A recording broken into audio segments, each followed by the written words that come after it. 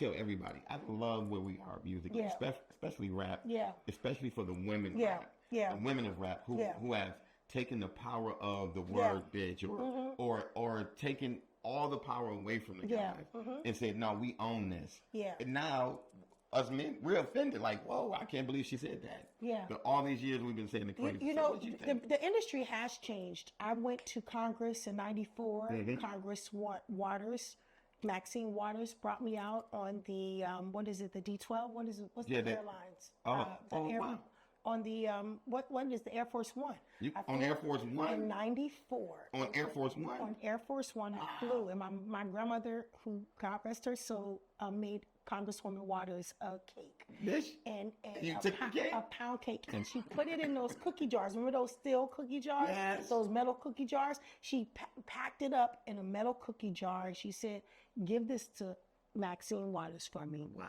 And we all ate the cake. I had a newborn baby at the time. Hip hop was still fairly new, and we were fighting. I went to talk about them censoring hip hop. A lot of people see those labels on the, the graphic intent, explicit lyrics.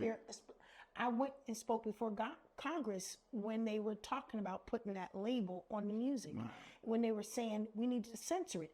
At that time, we were high in Dolores Tucker. The Congress and the political field was really starting to get into hip hop.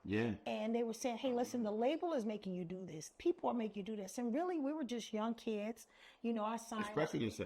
Expressing ourselves, really not even knowing the demographic we're talking to, the public we're talking to. You're just telling your story. We didn't even know what radio would play our music. Wow. That is, how much have times changed? So I'm proud of hip hop.